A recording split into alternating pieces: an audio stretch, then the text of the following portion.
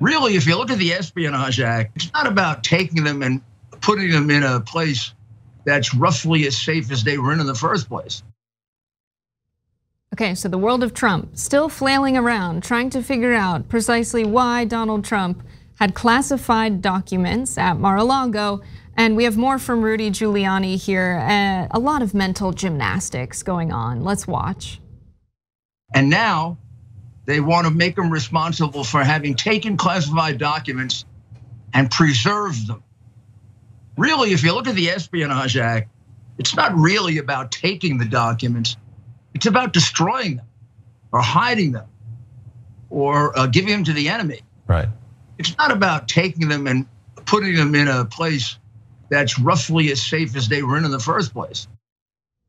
Okay, let's take Rudy Giuliani's advice and take a look at the Espionage Act. Turns out what he just said, completely false. So in fact, 18 US Code 793 makes it a crime for anyone entrusted with or having lawful possession or control of any document relating to the national defense to permit the same to be removed from its proper place of custody with gross negligence. The warrant also alleges that Trump breached 18 US Code 1519, destruction, alteration, or falsification of records in federal investigations and bankruptcy, and 18 US Code 2071, concealment, removal, or mutilation generally. So Rudy got that wrong, but Judy's not alone. We also had Christina Bobb go on Fox News and accidentally admit to some things. Let's watch this. Was there a limited number of people who had access to that storage room? It seems like a pretty important room, right? Since they've made such a big deal of it and have the lock on it and so forth. Certainly, Mar-a-Lago is secure in and of itself. Just getting onto the compound is hard, and then it was a locked door. And getting back down into the basement, there's security. You can't just walk down there. Only certain members of staff can get there, and then there's only one key. So yes, it's a very limited number of people that have access down there, and it was enough to where President Trump believed, or our team believed, that it was secure enough. They asked for one more lock, add another lock, which we did. And then for whatever reason, they decided that they still needed to raid the place. And only one or two people had access to that room, to your knowledge? That's my understanding. I mean, I would have to check with the maintenance of that area, but my understanding is a very small number of people that could get in there. All right, I want us to skip over to graphic 5. This is from the Huffington Post reporting, HuffPost. Trump's document facility was a storage room off an interior hallway near the pool with boxes everywhere. That pool was a major part of the social scene at the resort and a focal point of activity as part of Mar-a-Lago's day-to-day business. In other words, these documents were regularly near a ton of people, and we have more reporting on what Mar-a-Lago was like. Back in 2017, he was taking meetings with Abe Shizo at the dinner table and turned it into an impromptu situation room. Mar-a-Lago member Richard D'Agazio, my Italian family is really upset at me for not pronouncing that properly. He continued taking pictures and he posted them on Facebook that night. The president receiving news about the missile incident from North Korea on Japan with the prime minister sitting next to him. So he's taking public phone calls in Mar-a-Lago where people can overhear them. He was not careful about where these documents were or where national security matters were discussed. Okay, so Mar-a-Lago is a disaster and it's Swiss cheese. So, I mean, I can't figure out which one was worse. I think it's the latter in terms of Rudy Giuliani and Christina Bobb, who's now Trump's new lawyer. She's like, oh, Rudy, you think you could screw up your client's case on national television? Hold my beer, watch me do this. So first of all, they're both admitting that the documents were there. So there goes your, the FBI planted it excuse, which by the way, as we talked about on a previous show, that's the lie they should have stuck with. That would have been hard to disprove, but instead the idiot Donald Trump taped it from the security camera, so now we know the FBI didn't plant it, and now they're all on television going, oh, they were there, but they were perfectly secure. Christina Bobb says, oh, they asked us to add another lock. No, they asked you to add a lock.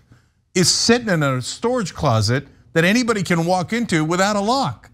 And it's our top nuclear secrets. That's insane. Okay, now let me give you more context. Not only did the rando Mar-a-Lago dude walk in the middle of that conversation with the leader of Japan that Jessica just read you, but It's first of all, that place, I guarantee you, is littered with spies. All you have to do is pay $200,000 admission fee, and boom, you're in. So I would be shocked if every major country didn't have a spy at Mar-a-Lago. It would actually be absolute negligence if they didn't. He's leaving around nuclear secrets. And right now, if they didn't have spies in Mar-a-Lago, every country is going, oh, God damn it, why didn't we do that? It would have been so easy. But not only that, once a Chinese tourist just walked into Mar-a-Lago, just walked in, okay? She was wandering around, they found her. They claim she's a tourist. It's also entirely possible she wasn't a tourist, okay? They probably figured out later, just pay the admission fee, which for a country is nothing. Okay, now I'll give you one more example.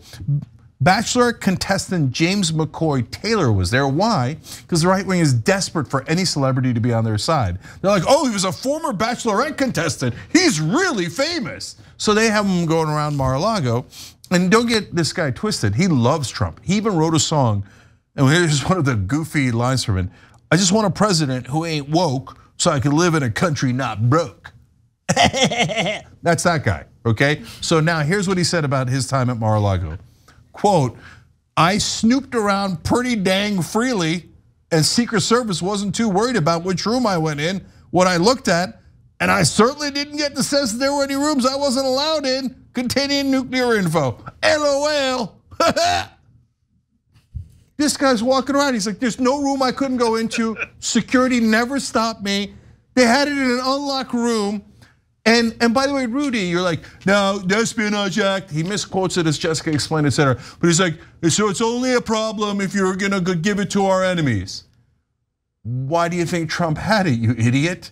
And so here's his lawyers admitting all over television, we had it. Random staffers had access to it. Anyone who went to Mar-a-Lago had access to it. They're like, oh, it's essentially the same. Do you know that those top secret that information are kept in specific rooms that are highly guarded, that have massive security around it? They're not like a storage room at Mar-a-Lago that James McCoy Taylor can walk into and go, hey, I can walk into any dang room, including the one with the nuclear secrets. That's what's happening at Mar-a-Lago. Thanks for painting that picture. There should be a game show. It's called America's Worst Lawyer, and we have the contestants right here. And you could throw in Alex Jones's lawyer, who sends all of his cell phone records to the other side. That's a competitor, but it really is hard to beat Trump's lawyers when it comes to being bad. The funniest thing about Rudy is what he said the Espionage Act isn't. That's exactly what it is. It literally says you cannot take secrets out of the secure government facility. Like, it literally says that. And he's like, well, that's not it. Wow, how can you be so bad as a lawyer? And the woman brought up another point that's very funny when she said the maintenance of the building. You know who has the keys to every room at Mar-a-Lago? I guarantee you, the cleaning staff, the maintenance people can get, I guarantee you, the maintenance people have the key to that top secret room in the basement. And by the way, that is the best place to secure things. I think Fort Knox was actually thinking of moving the gold down to a storage room in the basement and putting a second lock on the door, because what could be more secure than that?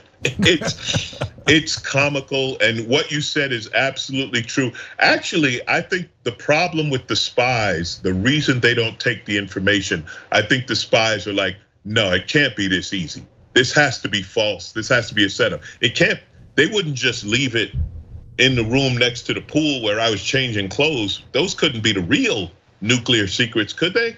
Next to the bar where we keep the extra gin and vodka. Those are the nuclear secrets? No, this is a setup. They've got a camera somewhere. Yeah, in a way it is safe, because no spy worth his salt. You've seen spies, you've seen how hard Tom Cruise works to get into a room.